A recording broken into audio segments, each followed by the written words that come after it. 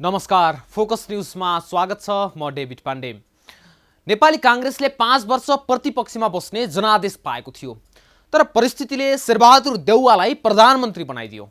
अब देउवाका सामु चुनौतीको ठूलो पहाड खडा भएको छ। 4-5 वटा दललाई लिएर गठबन्धन बनाई सर्वोच्चको परमादेशले प्रधानमन्त्री बनेका देउवालाई गठबन्धनलाई निरन्तर सँगसँगै लिएर अघि बढ्नु थप चुनौतीपूर्ण छ। 1 महिनाभित्र विश्वासको मत लिनै पर्छ। त्यसका लागि गठबन्धनलाई टसमस हुन नदिन देउवाले सहमति र सहकार्य गर्नै पर्नेछ।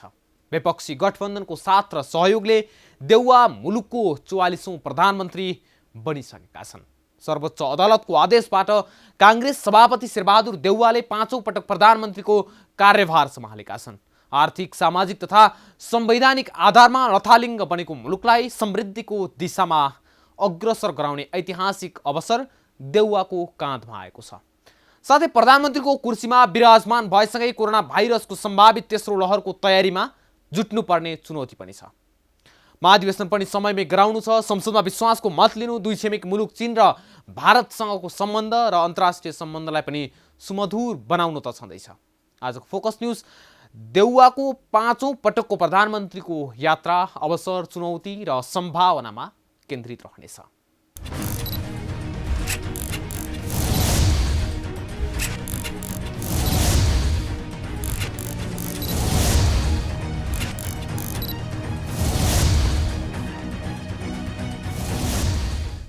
दर्शकवृन्द, प्रधानमन्त्रीका रूपमा कांग्रेस सभापति शेरबहादुर देउवा अहिलेसम्म मुलुकले गर्व गर्न लायक पात्र बन्न सकेका छैनन्। पहिलो पटक 2052 सालमा युवा नेताका रूपमा प्रधानमन्त्रीको पद सम्हालेका देउवा 5औं कार्यकालसम्म आउँदा ज्येष्ठ नागरिक बनिसकेका छन्।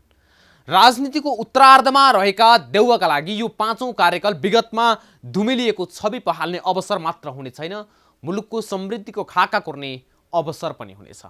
हुन त संघीय गणतन्त्र नेपालको संविधान जारी भएपछिको पहिलो आम निर्वाचन सफल बनाउने श्रेय देउवालाई जान्छ।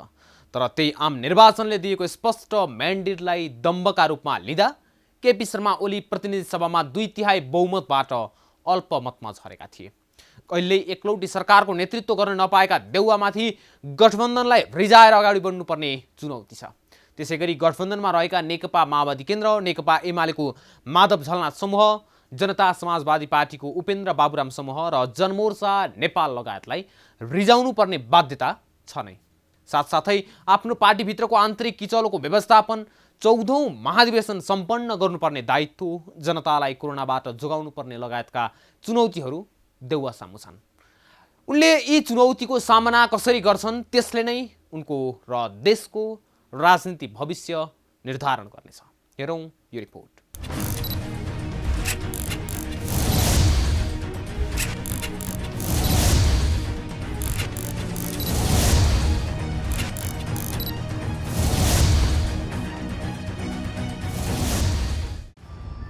देशमा दुई प्रकारका सङ्कट चलिरहेका बेला नेपाली कांग्रेसका सभापति शेरबहादुर देउवाले नवनियुक्त प्रधानमन्त्रीका रूपमा मंगलबार साँझ राष्ट्रपति विद्यादेवी भण्डारीबाट शपथ लिएका छन्।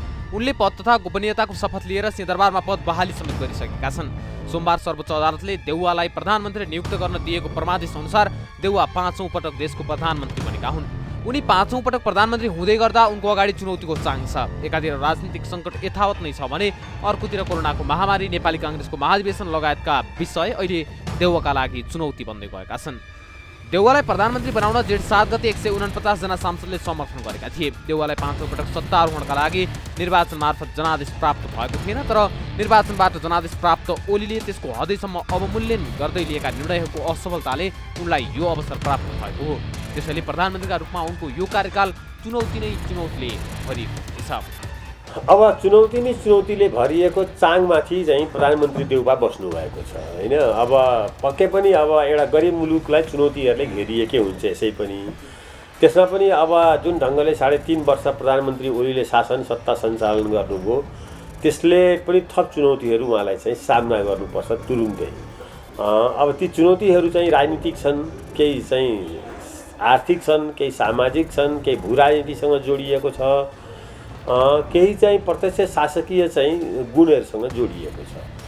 अब खास गरी राजनीतिक रूपले नै सुरुमा कुरा गरौँ। अहिले एउटा यस्तो कमजोर गठबन्धनको सरकार बनेको छ जोसँग चाहिँ वास्तवमा यो गठबन्धनसँग राज्य सत्ता चलाउन सक्ने शक्ति सामर्थ्य थिएन, जनताको चाहिँ त्यो जनमत पनि त्यो ढङ्गले गएको होइन। यो चाहिँ के छ भने कम्युनिस्ट फुटेको कारणले गर्दा शेरबहादुरजीले अवसर पाउनुभयो। कम्युनिस्ट 3-4 टुक्रामा विभाजित भए, कोही माओवादी केन्द्र बने, कोही चाहिँ अर्को एउटा गुट बन्यो माधव नेपालजीको, जनता समाजवादी पार्टी पनि 2 टुक्रा भयो र अनि त्यहाँबाट सबभन्दा ठुलो यसमा चाहिँ उपकार गर्नुभएको शेरबहादुरजीलाई केपी ओलीजीले नै हो। उहाँले जुन ढङ्गले शासन सत्ता चलाउनु भयो त्यसले गर्दा स्वाभाविक रूपमा उहाँको सत्ता गयो होइन। अब चुनौती पहिलो राजनीतिक के छ भने यो गठबन्धनलाई उहाँले जोगाउन पर्ने छ र जोगाएर उहाँले चाहिँ 30 दिनभित्र विश्वासको मत लिनुपर्ने छ। के छन् त देउवाको अगाडि चुनौतीहरू? प्रतिनिधि सभामा विश्वासको मत। नेपालको संविधानको धारा 76(5) अनुसार प्रधानमन्त्री बनेका देउवाको पहिलो प्रमुख चुनौती भनेकै प्रतिनिधि सभामा विश्वासको मत प्राप्त गर्नुहुनेछ। संविधान अनुसार धारा 76(1) बाहेक अन्य धारा अनुसार प्रधानमन्त्री बनेका व्यक्तिले प्रतिनिधि सभाबाट 30 दिनभित्र विश्वासको मत लिनुपर्छ। त्यसो त जेठ 7 गते देउवाले प्रधानमन्त्रीमा दाबी पेश गर्दा उनीसँग 149 जना सांसदले समर्थन गरेको हस्ताक्षर थियो, ताकि त्यतिबेला एमालेको विवाद जटिल अवस्थामा थियो। तर अहिले भने एमाले भित्रको विवाद केही साम्य हुँदै गएको छ, जसले गर्दा सुरुमा देउवालाई प्रधानमन्त्री बनाउनको लागि हस्ताक्षर गरेका एमालेका माधव कुमार नेपाल पक्षले विश्वासको मत दिन्छन् कि दिँदैनन् भन्ने यकिन भएको छैन। एमालेलाई एक बनाउने शर्तमा नेपाल पक्षले साथ नदिने सम्भावना पनि उत्तिकै छ। राष्ट्रपतिसँगको बिग्रदो सम्बन्ध। सर्वोच्च अदालतको परमादेश अनुसार राष्ट्रपति विद्यादेवी भण्डारीले मङ्गलबार देउवालाई प्रधानमन्त्रीमा नियुक्त गरिन्। राष्ट्रपति कार्यालयद्वारा जारी विज्ञप्तिमा देउवालाई सर्वोच्च अदालतको फैसला अनुसार नियुक्त गरिएको उल्लेख छ। यसअघि प्रधानमन्त्री नियुक्त गर्दा संविधानको निश्चित धारा र उपधारा उल्लेख गर्ने अभ्यास भए पनि देउवालाई प्रधानमन्त्री नियुक्त गर्दा सर्वोच्चको फैसला मात्र उल्लेख गरिएपछि राष्ट्रपति कार्यालयको चर्को आलोचना मात्र भएन, एकैसित शपथ ग्रहण कार्यक्रम नै धर्मरायो। यही घटना मात्र होइन, 2074 सालमा देउवा प्रधानमन्त्री हुँदा पनि राष्ट्रपति भण्डारीले कतिपय अवस्थामा असहयोग गरेको देखिएको थियो। प्रधानमन्त्रीमा केपी शर्मा ओली आउने निश्चित भएपछि राष्ट्रपति भण्डारीले अध्यादेश प्रमाणीकरण नगर्ने तथा सिफारिस स्वीकार नगर्ने व्यवहार देखाएका थिइन्। तर प्रधानमन्त्रीमा ओली आएपछि भने उनी जे कुरा पनि तत्काल गर्न थालिन्। ओली सरकारले गरेका संविधान विपरीतका सिफारिस पनि उनले केही घण्टामै सदर गर्ने काम गरिन्। प्रधानमन्त्रीमा ओलीकै निरन्तरताका लागि प्रयत्न गरेकी उनले ती प्रयासहरू असफल भएपछि देउवालाई असहयोग गर्ने र त्यही कारण आगामी दिनमा यी दुई संस्थाबीच असमझदारी विकास हुन सक्ने आशंका धेरैले गरेका छन्। ठुलो पार्टी नै प्रतिपक्ष। देउवाले केही गरी विश्वासको मत पाए पनि उनीसँग दलीय हिसाबले बहुमत भने पुग्ने स्थिति छैन। त्यसैले बहुमतकै प्रधानमन्त्री बने पनि प्रतिनिधि सभाभित्र उनी अल्पमतमा देखिनेछन्। उनलाई आफ्ना नीतिहरू कानुनहरू पास गराउन सधैँ कठिन हुनेछ, किनकि विश्वासको मत लिँदा सघाएका सबैले सधैँ सघाउने छैनन्। अझै त्यति बेला त पार्टीको व्हिप पनि लाग्नेछ। विश्वासको मत पाउँदा बाहेक अरू समय सबैभन्दा ठुलो पार्टी एमाले प्रतिपक्षको भूमिकामा हुँदा देउवालाई जे कुरामा पनि अत्यन्तै कठिन हुनेछ। खोपको सुनिश्चितता। सरकारले करिब 2 करोड 20 लाख नागरिकलाई कोरोना विरुद्धको खोप दिने लक्ष्य राखेको छ, तर खोप पाउन अहिले सकस भइरहेको छ। अहिलेसम्म नेपालले अनुदान र खरिद गरेर 65,82,580 डोज खोप मात्रै पाएको छ। 2 दिन अगाडिसम्म 11,03,130 जनाले दुईटै डोज र 26,11,807 जनाले पहिलो डोज लगाएका छन्। यो महामारीमा नागरिकलाई सहज ढङ्गले खोप उपलब्ध गराउनु प्रधानमन्त्री देउवालाई अर्को चुनौती छ। अर्थतन्त्र उकास्न उस्तै चुनौती। गत आर्थिक वर्षमा मुलुकको आर्थिक वृद्धि -2.1%ले नकारात्मक भयो, जुन नेपालको अर्थतन्त्रको गणना गर्न थालिएदेखि खराब हो। चालु आर्थिक वर्षमा वृद्धि दर 2.7% मात्रै हुने प्रक्षेपण विश्व ब्याङ्कले गरिसकेको छ। कोरोनाका कारण लगातार अत्यन्तै कमजोर आर्थिक वृद्धि दर भएको मुलुकलाई पुनरुत्थानको बाटोमा लैजानु प्रधानमन्त्री देउवाका लागि चुनौतीपूर्ण हुनेछ। खास गरी पर्यटन, मनोरञ्जन लगायत अर्थतन्त्रका क्षेत्र कोरोनाबाट असाध्यै प्रभावित छन्। लाखौं जनताको रोजगारी गुमेको छ, जसलाई फर्काउनु निकै ठुलो चुनौती छ। यातायात क्षेत्रदेखि लगभग अधिकांशको अवस्था उस्तै नै छ। महाधिवेशनको चटारो। प्रधानमन्त्री देउवालाई अर्को चुनौती भनेको आफ्नो पार्टीको महाधिवेशन गर्न हुनेछ। भदौमा तोकिएको महाधिवेशन कुनै हालतमा पनि गर्नुपर्ने चुनौती देउवा सामु छ। यदि समयमा महाधिवेशन भएन भने काङ्ग्रेस संवैधानिक सङ्कटमा फस्नेछ र त्यसको दोष सबै देउवालाई नै जानेछ। कोरोनाको समस्यादेखि विश्वासको मतका कुरा, राष्ट्रपतिसँगको सम्बन्ध, अन्य मित्र राष्ट्रसँगको सम्बन्ध राम्रो बनाउँदै आफ्नो पार्टीलाई पनि सुरक्षित अवतरण गराउनु देउवाको अत्यन्तै ठुलो चुनौती भनेको छ। त्यसबाहेक प्रधानमन्त्रीको रूपमा देउवाको मुख्य चुनौती भनेको ओलीको जस्तो व्यवहार नदेखाउनु हो। सहयात्री दल र नेताहरूसँग अहम र प्रतिशोध प्रकट नगर्नु हो। विकास निर्माणका ठुला कुरा गर्ने तर जनताको जीवनस्तर उस्तै रहने परिस्थितिमा बदलाव ल्याउनु अहिले देउवाको जिम्मेवारी हो। देउवाले पाएको जनमत र संसदमा उनको दलको शक्तिले उनले जनताका धेरै अपेक्षा पूरा गर्न सक्ने छैनन्। त्यसैले उनले ठुलो सपना बाँड्नेतिर भन्दा पनि संविधान र व्यवस्था रक्षा गर्नुपर्ने विशिष्ट परिस्थितिमा आफू प्रधानमन्त्री बन्नु परेको प्रत्याभूति गराउन सके भने आलोचना कम हुन सक्छ। ओलीको कार्यकालमा महँगी, भ्रष्टाचार, अनियमितता बढेको र त्यसमा संलग्नहरूको खुला बचाउ पनि गरेको आरोप पनि लागिरहेको छ। देउवाको चुनौती सुशासनको प्रत्याभूति दिलाउन सक्नुमा हुनेछ। सम्भवतः उनी केही समयमै एमसीसीको विवादमा फस्नेछन्। उनीमाथि पार्टीभित्रै आरोप छ, सरकारको नेतृत्व गर्दा पार्टीलाई सधैँ घाटा मात्रै भएको छ। यो कार्यकालमा पनि उनले फितलो प्रदर्शन गरे भने आगामी चुनाव पनि 2074 सालकै जस्तो नहोला भन्न सकिन्न। त्योभन्दा पहिले उनको अबको महाधिवेशनबाट पुनः पार्टीको नेतृत्व पुग्ने सपनामा ठेस लाग्न सक्छ। त्यसैले देउवालाई आफ्नो र पार्टी दुवैको छवि जोगाउनु पर्ने चुनौती र अवसर दुवै 5औं पटकको प्रधानमन्त्रीको यात्रा गर्दा निस्किएको छ। यसमा देउवाको सफलता र असफलता दुवै जोडिएको छ।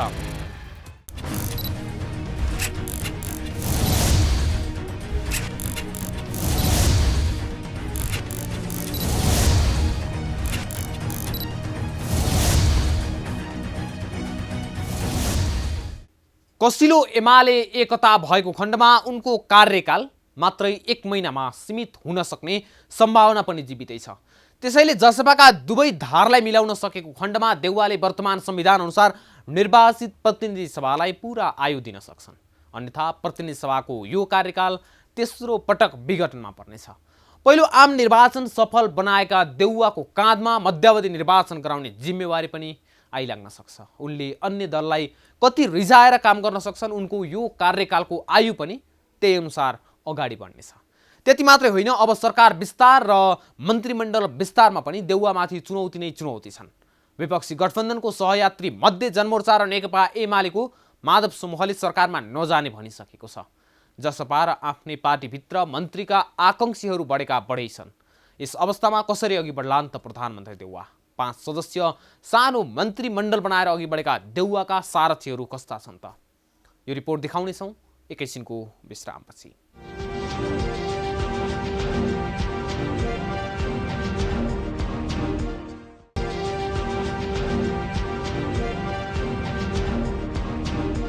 विश्रामपछि स्वागत छ फोकस न्यूजमा। दर्शकवृन्द, सर्वोच्चको प्रमादेशसँगै देउवाले अब आफूलाई प्रधानमन्त्रीको कुर्सीसम्म पुर्याउने सहयात्रीका प्रत्येक माग सम्बोधन गर्नुपर्ने बाध्यात्मक अवस्था विराजमान छ।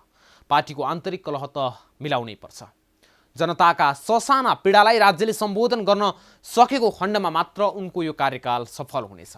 मुलुक कोरोना महामारीबाट आक्रान्त छ, देशमा बेरोजगार बढेको बढै छ, भ्रष्टाचार मौलाएको छ, सेवा क्षेत्रहरू व्यस्त भइसकेका छन्, ध्वस्त भइसकेका छन्। भू राजनीतिको कुरा गर्ने हो भने संसारका सबै हामीसँग रिसाएको अवस्था छ। दया माया गरेर अलिअलि कोरोनाको खोपसम्म आउने मात्रै हो। त्यसैले सबैसँगको सन्तुलित नीति कायम गर्नु उत्तिकै चुनौतीपूर्ण छ। प्रधानमन्त्री देउवाले सानो 5 सदस्यीय मन्त्रीमण्डल विस्तार गरेर अघि बढिसकेका छन्। कस्ता छन् त देउवाका सारथीहरू? कसरी मन्त्रीमण्डल विस्तार र भागबण्डा मिलाएर संसदमा विश्वासको मत लेलान् त देउवा? हेरौँ यो रिपोर्ट।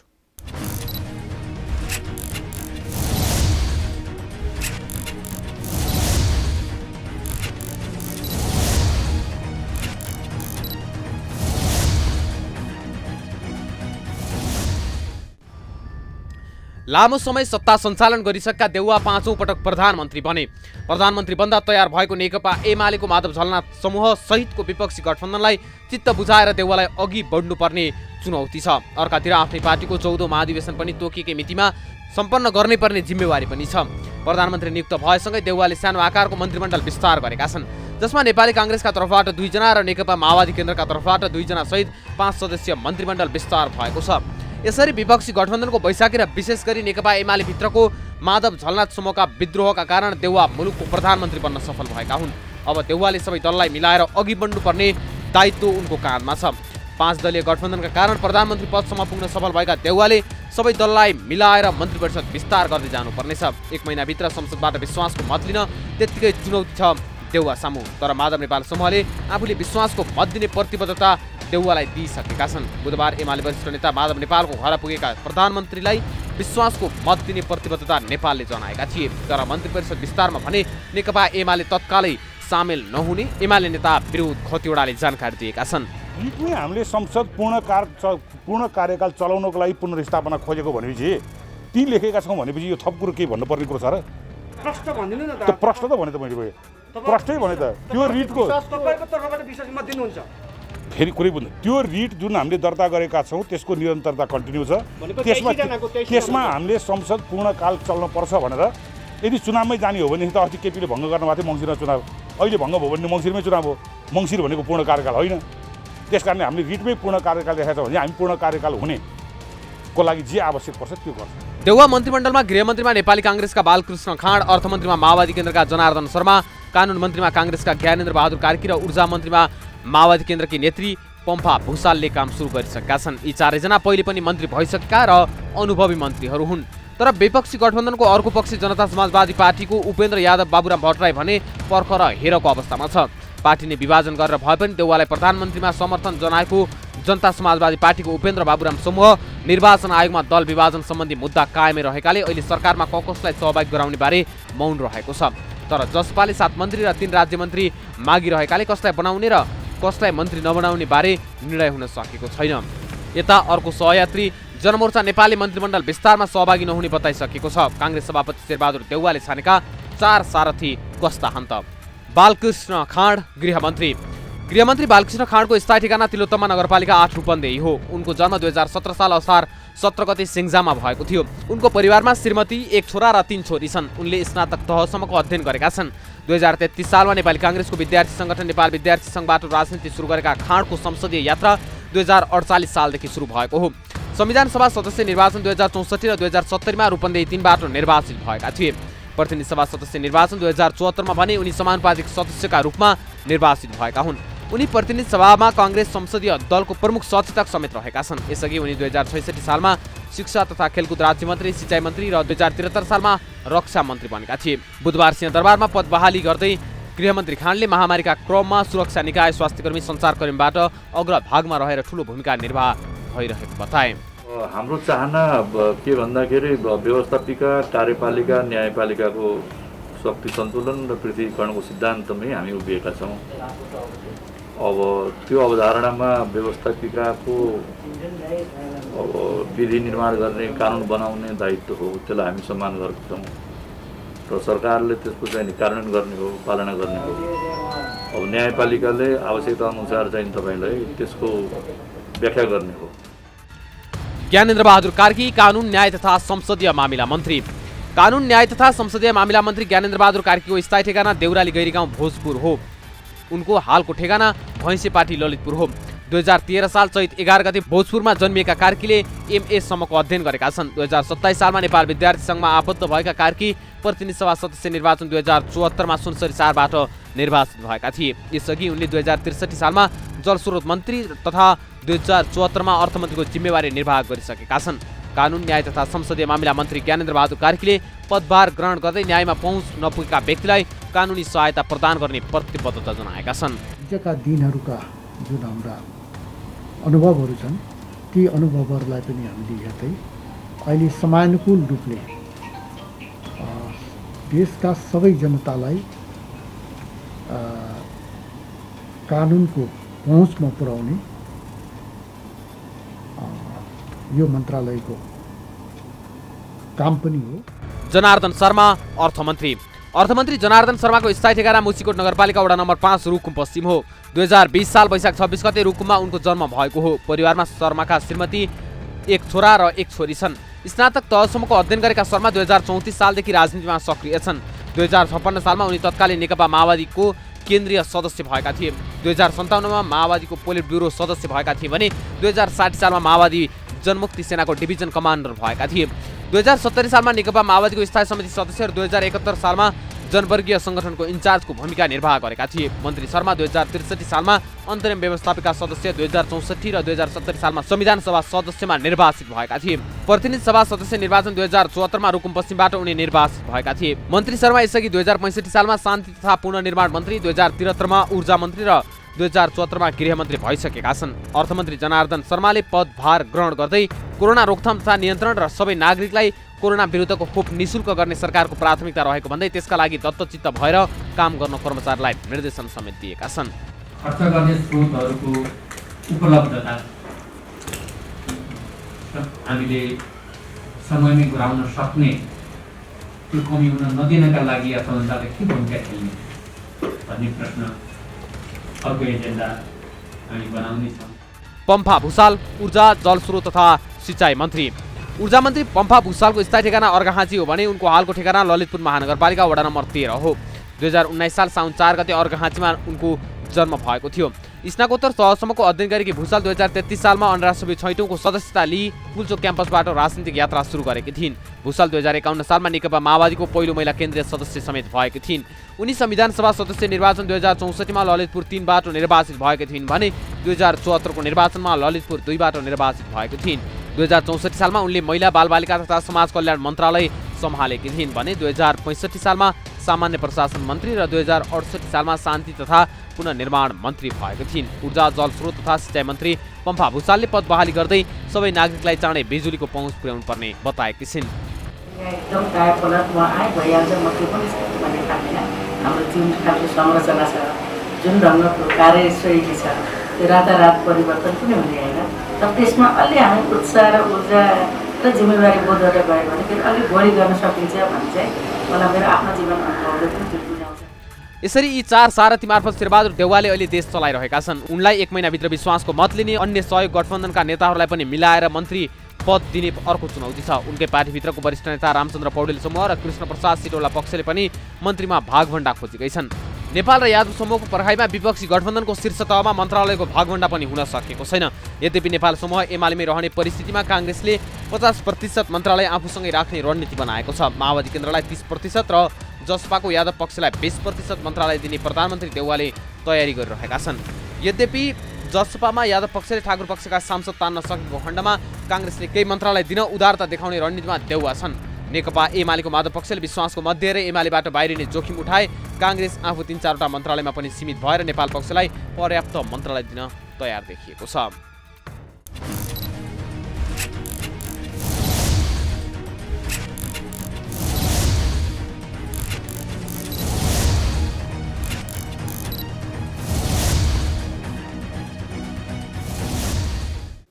दर्शकवृन्द, विगतका कार्यकाललाई निहाल्ने हो भने देउवाले मुलुकको समृद्धिमा ऐतिहासिक काम गर्छन् भनेर भन्न सकिँदैन। तर केपी शर्मा ओलीको कार्यकाल कोरोना महामारीको जोखिमलाई कम गर्ने भन्दा पनि राजनीतिक खिचातानीमै बित्यो। सरकारले समय रहँदै सम्भावित कोरोनाको जोखिमका विषयलाई सम्बोधन गर्नुपर्छ, जनतालाई समयमै खोप दिनैपर्छ। संसदबाट विश्वासको मत लिन त्यति सहज छैन। विश्वासको मत पाए पनि देउवाका लागि सरकार सञ्चालन गर्न सहज भन्ने देखिँदैन। विश्वासको मत नपाएपछि प्रधानमन्त्रीसँग केवल 2वटा मात्रै बाटो रहन्छन्, या राजीनामा दिएर बाटो खुला गर्ने या त संविधानको धारा 75 अनुसार निर्वाचनमा जाने। त्यसैमा पार्टीको 14औं महाधिवेशन समयमै गर्नुपर्ने अर्को ठुलो जिम्मेवारी देउवाको काँधमा आएको छ। यी सबै चुनौतीलाई कसरी अवसरका रूपमा देउवाले सदुपयोग गर्छन्, त्यसैमा उनको पार्टीको र देशको भविष्य जोडिएको छ। हवस् त, आजलाई फोकस न्युज यति नै। अर्को एपिसोडमा नयाँ विषयवस्तुका साथ उपस्थित हुने नै छौँ।